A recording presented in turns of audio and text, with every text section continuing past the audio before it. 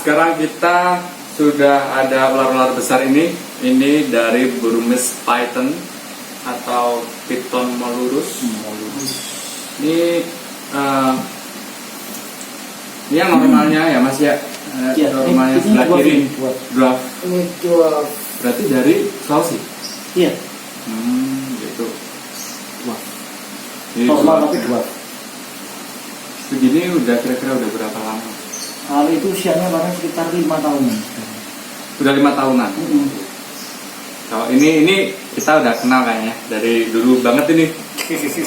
Dari baby. Dari baby ini. Berapa tahun ini Mas? 5 lebih. 5 lebih. Lebih.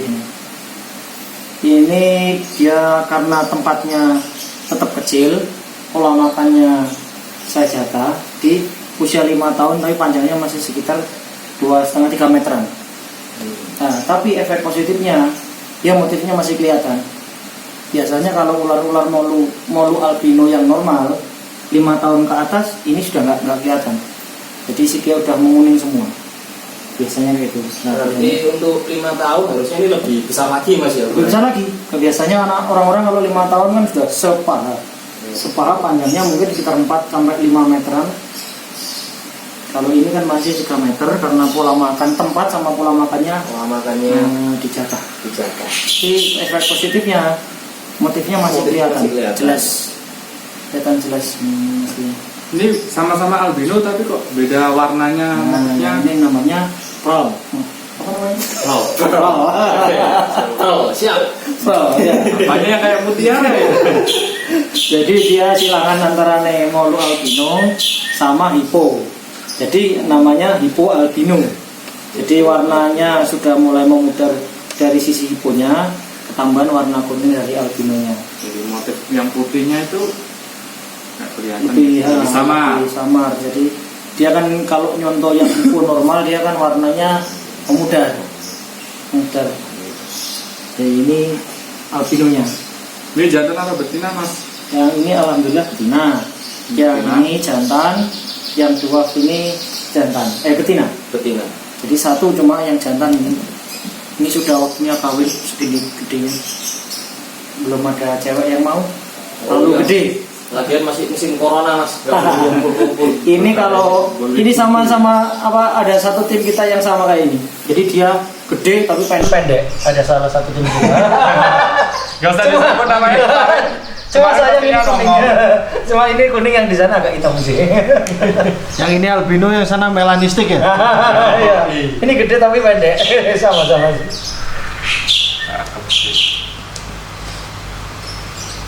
Nah, untuk makannya Mas, ukuran segini ini habis berapa ekor kalau ayam? Dan mungkin kalau ayam mungkin berapa kilo? Ya, kalau ayam biasanya saya belinya yang ukuran setengah kiloan itu sekali makan 2-3 ekor.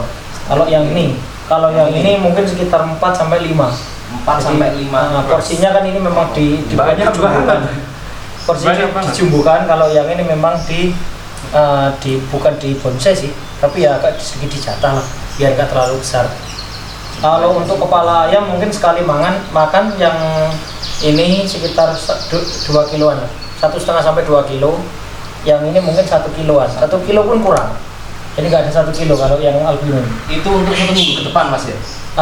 1-2 minggu ke depan. 1-2 minggu ke depan. Kalau yang ini 2 minggu sekali saya makan. Soalnya ikut pola makan buah.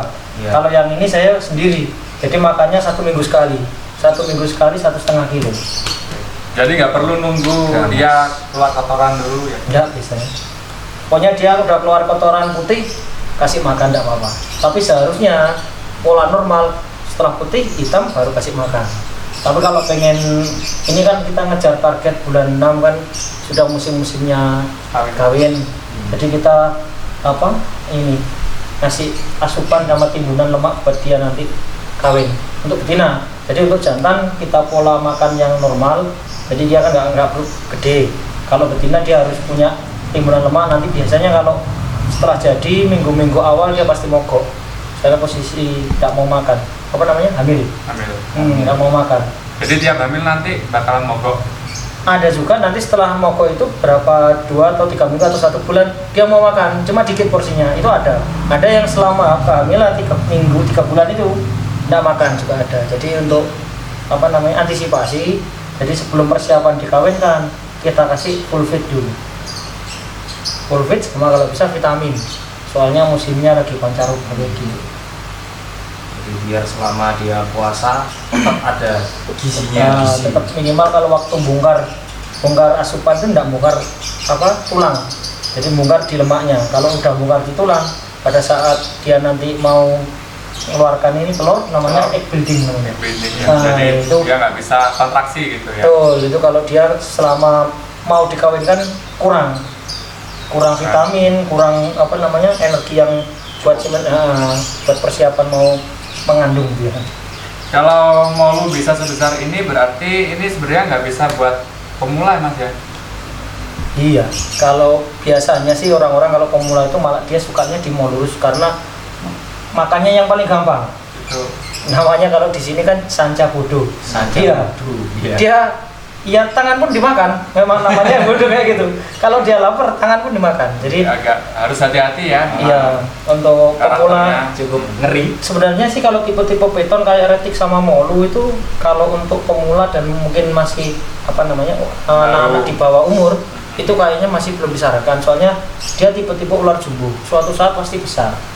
Nah, jadi mungkin kalau beda lagi kalau pengen piara 1-2 bulan dijual mungkin beda, tapi kalau untuk terus dia nanti ukurannya pasti jumbo. Jadi untuk kalau di luar pun pemeliharaan piton itu kayak ini harus benar-benar orang yang ini. Ya, memang. Ya.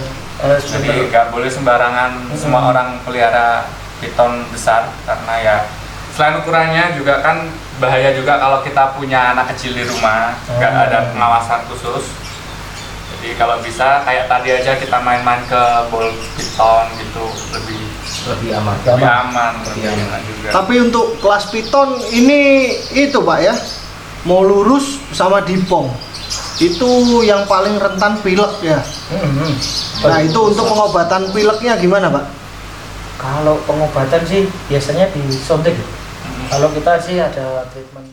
Jadi ini nanti kalau seumpama sakit biasanya yang paling utama apa Mas? Kalau biasanya kalau saya sih pakai perawatan untuk mencegah ya. Jadi ya kayak vitamin, jemur, sama pola makan sama kebersihan. Tapi kalau nanti udah terlanjur pilek, nah nanti langsung dibawa ke vet ya. Ya, jadi untuk terlanjur pilek, kalau piton sih banyak sekali masalahnya. Jadi kadang kalau terlalu kotor mungkin pilek, terus sariawan juga. Kadang kalau kita kebersihan pakannya kurang, ada cacing. Nah, jadi ini boleh biasanya pemeliharaannya pakai kandang kayu atau pakai kontainer plastik? kalau menurut saya sih kayaknya harus kandang kayu sih. Kalau kontainer biasanya kalau kita nggak sering bersihkan, kotorannya pasti air kencingnya ngumpul jadi satu, campur kotoran, amonia tinggi, efeknya biasanya di pilek. Jadi kebanyakan kalau orang piton yang pilek itu pakai kontainer, mungkin lupa membersihkan atau gimana, amoniaknya naik, akhirnya merusak kelenjar-kelenjar di pernapasan, akhirnya ya.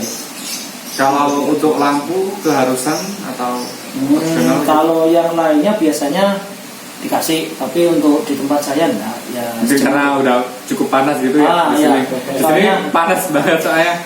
Udah cukup lah kayaknya buat ular besar. Suhu lingkungannya di sini sudah 31-an. Jadi tidak perlu pakai pemanas. Jadi sudah tanpa menjemur pun alhamdulillah 5 tahun ini keluar ke luar mungkin 2 minggu sekali, 1 bulan sekalian. Jadi alhamdulillah masih sehat, survive selama 5 tahun. Dan kebanyakan makannya juga kepala ayam. Katanya yang ada ngomong kalau makan kepala ayam nggak bakal lama. Ini buktinya 5 tahun makan kepala ayam. Nah itu pengalaman saya pribadi Mas. Iya. Yang melihara ular ada beberapa biawak juga. Mungkin sih saya kasih kepala ayam biasanya dia baik-baik saja. Terus kemudian pernah saya kasih tiba-tiba setelah beberapa hari mati semua mereka. Jadi tergantung. Itu kesalahannya ya ini apa pengolahannya atau mungkin karena pola makan saya yang salah mungkin. Kalau biasanya kayak gitu sih pola makan, bukan pola makan sih. Kepala ayam kalau kita beli di pasar biasanya kan banyak yang diawetkan pakai formalin. Jadi penanganan untuk kita beli umpama kita beli ayam daging atau kepala ayam itu seharusnya waktu datang mau dikasih makan dicuci atau dipakai di air rebusan, air hangat lah, dicuci direndam dulu, nanti pagi ini direndam, sore dikasihkan makan. Nah, gitu. Kalau treatment saya sih kayak gitu. Kebanyakan di teman saya pun ada yang sama, beli dari pasar dicuci langsung kasihkan, langsung mati semua.